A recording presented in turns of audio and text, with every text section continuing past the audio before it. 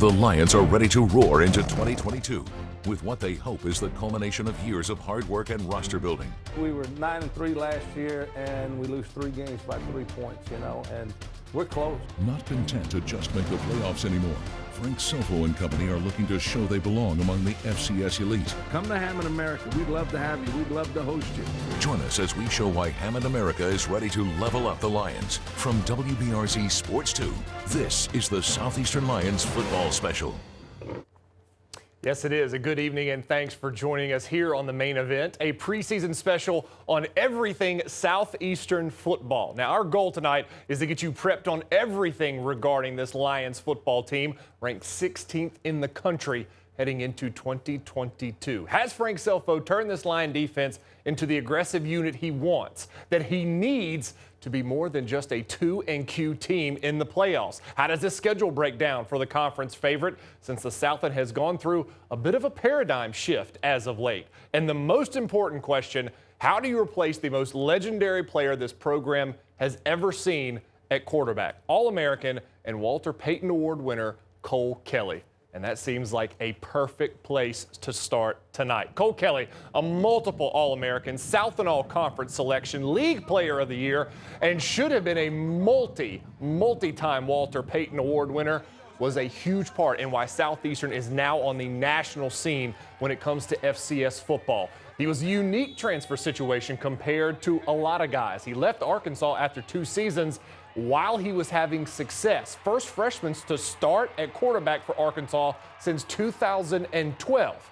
Now, nonetheless, he left Southeastern as the program's all-time leader in pretty much every major offensive category, giving his blood, sweat, and tears along the way. Now, his resume reads like a seasoned vet when, in reality, he only played 2 seasons, full seasons, as a starter. His first year in 2019, he split time with Chasson Virgil. Still a very decorated career for Kelly, who went on to sign a free agent deal with the Washington Commanders. So now we focus on the 2-horse race to replace the Southeastern Stallion. The incumbent is Kelly's backup for 2 seasons, Cephas Johnson, and UL Monroe transfer Colby Suits. 2 very different styles with these quarterbacks. Cephas, your typical dual threat guy, so athletic, they split him out in receiver in certain packages. Now, while he's a running quarterback, Suits is your quarterback that can run. Got a good arm, hangs out in the pocket and surveys. Racked up over 1,700 yards in 15 games with the Warhawks.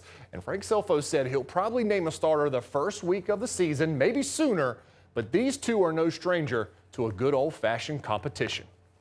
Everywhere I've been has been competition, so that's not nothing I'm, afraid of or shy of. I actually embrace it. All of the quarterbacks here, we compete with each other, but we also help each other. So it's just like best man wins, but at the same time, we want to see each other succeed. I feel like they allow me to use my strengths to the best of my ability. They allow me to go to different positions, whether that's quarterback or just any other position. Just allow me to be as versatile as I can to help the team. I think I'm more of a pocket passer guy. I'm a stand in the pocket, make every throw, and get the yards running with my legs when I need to.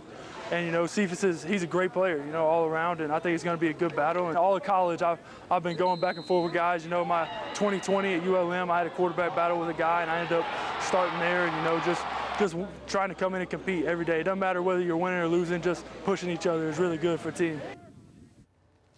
Yeah, and it's a mixed bag with both of these guys. Cephas has played in twice as many games as Colby, but that's been in that limited role as a backup. Now, the stats will tell you that Suits is the overall more experienced passer. Now, this quarterback battle plays out like all the rest of them have at Southeastern. The number 2 guy is still going to play. Frank Selfo has gone with 2 guys at quarterback the majority of the time he's been at Southeastern. And for a guy that's coached and developed such names as Blake Bortles and Nick Foles, I'd put my money on the fact that Frank the Tank knows a thing or 2 about having 2 quarterbacks. And we're just getting the cat scratch fever started here on the main event. We're going to dive in a little bit deeper with this Southeastern offense. There are other battles going on besides the one at quarterback. What about this deep and talented running back room? Plus, we give you what wide receiver C.J. Turner has done to cement himself as the Lions' next deep threat. That and more coming up. This is the WBRZ Sports Southeastern Louisiana Preseason Special. We'll be right back. Come back to the WBRZ Sports Southeastern Louisiana Preseason Special. like everything we done work for finna build together. Like this the year right here. We got no choice. So what you feeling? Yeah, I'm feeling that too. I'm feeling that too.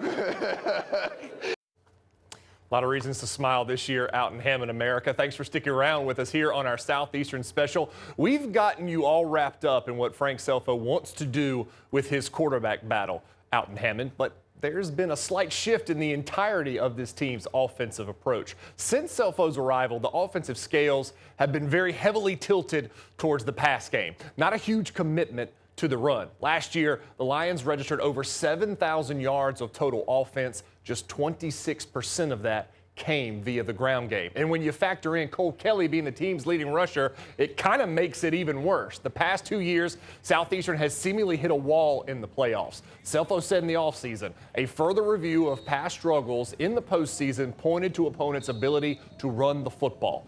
So, when in the postseason, do as your opponents do. Senior Teron Jones is your leading rusher, not named Cole Kelly, that returns. After him, it's a deep and talented group. Physical, veteran runners like Jesse Britt and Javon McClendon, they are back. Selfo really excited about the athleticism of freshman and former U-High Cub Derek Rodeo Graham.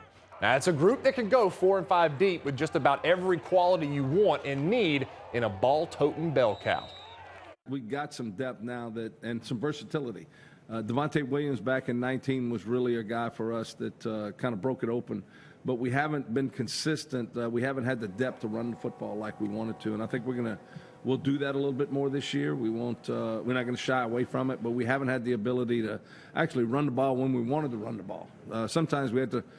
You like you said, you throw the ball to get runs in, but now I think we can hand it off and we can get some positive yardage out of it and really control the football game from that standpoint. Now, Southeastern hasn't had a running back with over 1,000 yards in a season since 2013. Shout out Brian Bennett on that. They also have never in the history of the program had a running back lead the league in rushing. Teron Jones tallied just 370 yards total last year with 6 touchdowns, still made second team All-Southland. Now, you look at the running back room and you look at the Southeastern wide receiver room, and it's really just going to be one big Spider-Man meme. This is a deadly unit, too. You've got every type of receiver, shifty, you got burners, elite route runners, all that in a bag of chips. Also, Southland Freshman of the Year, Gage Larvadane, who was used a decent amount but was more so looked upon in the return game, he's going to see way more time as a full-time wideout in this offense. But the guy with the target on his back is senior C.J. Turner. This man has pit bulls show up on his x-ray because he's got that dog in him. You know, like the quarterback situation, replacing the program's all-time receiving yards leader, Austin Mitchell, yeah, it's a tall task. Turner, he seems up for it, though. He's back 100% healthy after a knee injury kept him out a majority of last year, and he runs that smooth 4.4 in the 40. He'll be the Lions' go-to threat this year. But the C.J. Turner you see today, it's taken a lot of work. His work ethic, it wasn't great. He'll tell you that when he first started in Hammond. Didn't like to do the little things the great ones do to be great. And seeing Austin Mitchell work and prepare changed all that. I first got here 2017, my first year. I redshirted, we weren't throwing the ball that much. And Mitch was leading the team with like 13 catches on the season. So I'm like, what's going on? He already has success. I don't have nothing. Like, it's my first year really playing. I'm barely playing. Hey, Mitch already got the success. He's going deep threat, scoring all the touchdowns, 100-yard games. So now I'm looking like, what is he doing every day? First year, I ain't gonna lie, like first 2 years I got to college, I wasn't lifting no weights. Like, I was walking around the weight room. But I'm seeing what Mitch doing. Mitch working hard, grinding every day. So I'm like, all right, this is what it's really gonna take. So every little detail Mitch was doing, I was in the back trying to follow him, doing what's mine. I lift weights now, I ain't gonna lie. I can hit 225 finally. It took me 5 years to hit that. Yeah, so that's why the people ain't even seen the best me yet. We still haven't seen the best from C.J. Turner. That is scary stuff heading into this fall. Now, we could say the same for this Southeastern special. We've given you enough offense. How about the other side of the ball, the defensive guys? There's been a bit of a philosophy shift on that side as well, all thanks to just one single playoff loss. We'll tell you about it and more when we come back. This is the WBRZ Sports Southeastern Louisiana preseason special. We'll be right back.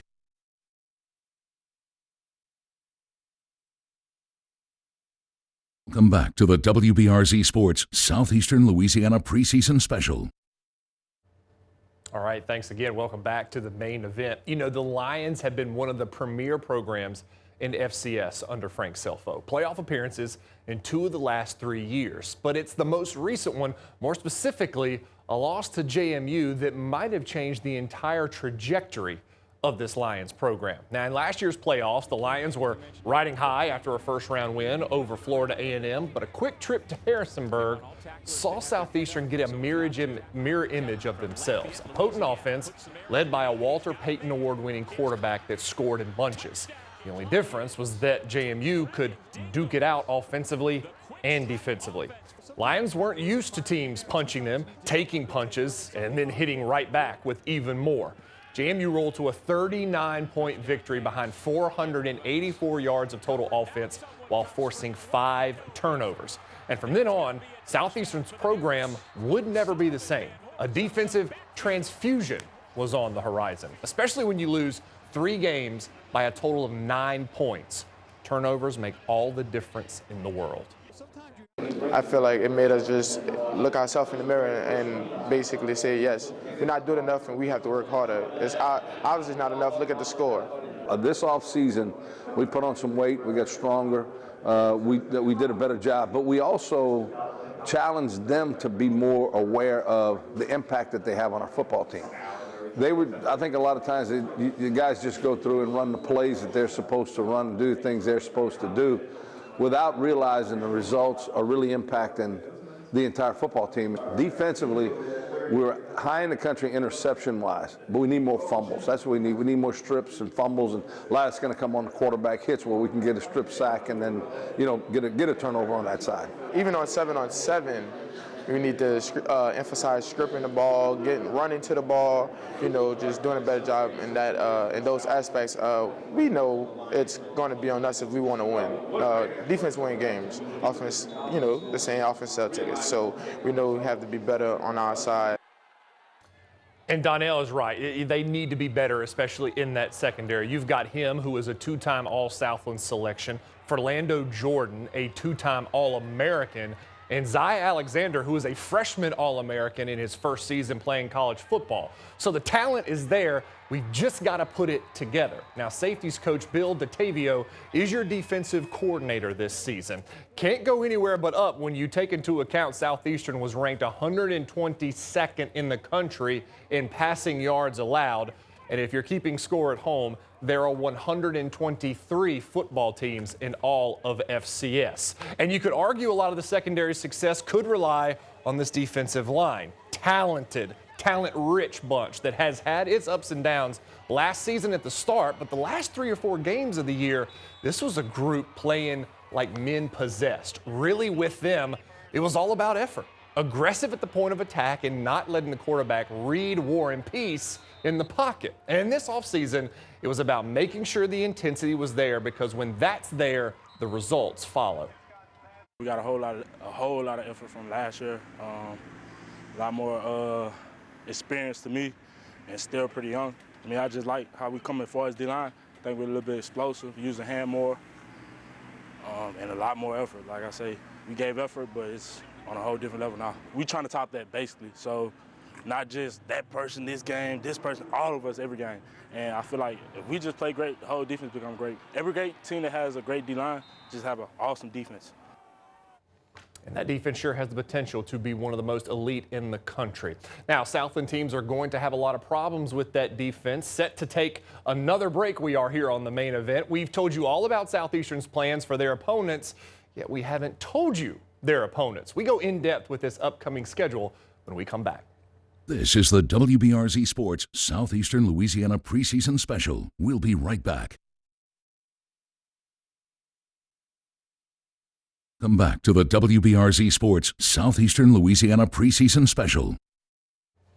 And we appreciate your viewership here on our Southeastern football special. You know, Frank Selfo told us how much that JMU loss morphed this entire program from top to bottom, setting the standard of where they need to be year in and year out, especially in the playoffs. And you're only as strong as your schedule allows you to be. So let's dive right into it. And this one is really fun on paper. Coach Selfo saying earlier this summer it's one of the hardest he's ever put together since he's been in Hammond. Very much front-loaded. 4 of the first 6 at home, 3 of the last 5 on the road. Decent non-conference slate with UL Lafayette and Florida Atlantic. That's a family affair with Coach Selfo and UA's Michael Desmareau. Selfo said he's known Coach D since he was a child. And then you go to Willie Taggart's Florida Atlantic Owls week 2. Jacksonville State is another interesting one for me. Lions beat them back in 2019 when they were top 10 in FCS. And now this year, they're making the transition to FBS.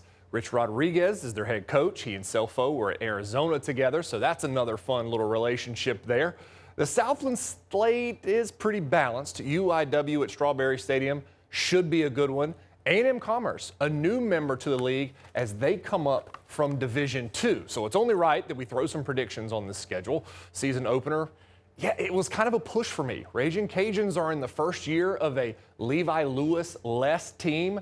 It's still a veteran squad, so it's kind of back and forth. So I'm going to err on the side of caution and go loss for the Lions. That's the UIW game, too. Now, remember, last year, the Cards needed a 7-touchdown performance from quarterback Cameron Ward, and they just got a 3-point win. So he hit the portal. He's now at Washington State, so that should come up all Lions. Now, the Nichols game in Thibodaux worries me since they're going through a QB transition as well, but still have veteran offensive weapons.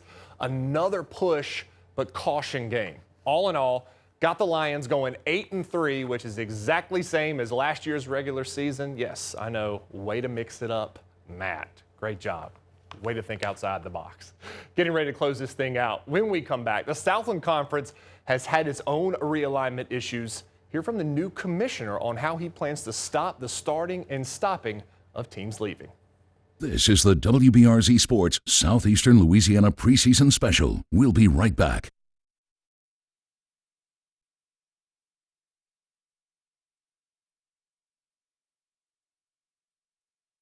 Come back to the WBRZ Sports Southeastern Louisiana Preseason Special. All right, final block of the evening for us. The past year has been a test case for the potential creation of super conferences all across college football. The SEC is soon to add Texas and Oklahoma, maybe more. The Big Ten, UCLA and USC, maybe more. We don't know. Here in the Southland, they've gotten a taste of conference realignment themselves. There are people that change underwear less frequently than teams leaving and returning to the Southland. Started with a mass exodus to the WAC last summer. 4 Southland teams bolted for the rebirth of this conference. They bled into the fall with Central Arkansas and Incarnate Word announcing their plans to leave. We then started 2022 with Lamar saying, yeah, that grass wasn't greener on the other side in the WAC. Let's get the band back together. 2 months later, Incarnate Word, the same thing. Yeah, we were just joking. We're coming back too. Now, the problem that the Southland has with situations like this is that the exit fees aren't as steep as your FBS, your Power 5 conferences. Teams pay a small fine and then they bolt. It happens at the bigger level, but those teams have more money, thus the exit fees are a lot higher. You hurt the pockets, but you help the league. Something new Southland Conference Commissioner Chris Grant said is on the table.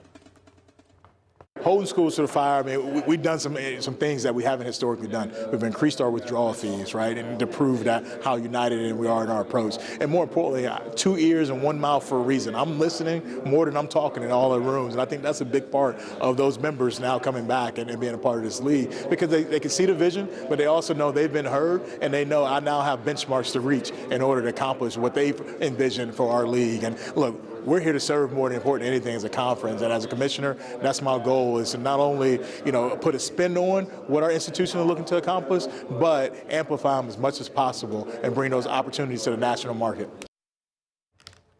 Really love the direction of this entire conference after talking to Commissioner Grant. Has a very focused and scope-like view for the future of this conference. Also got his master's at Southern University, so that's not bad either. All right, that's going to do it for our Southeastern special. We hope you enjoyed it, and we got you prepped enough to walk into the season opener not having any questions at all about this Southeastern Lions football team. For myself and our entire crew, thanks for watching, and we'll see you September 3rd in Lafayette against the Raging Cajuns Lion up.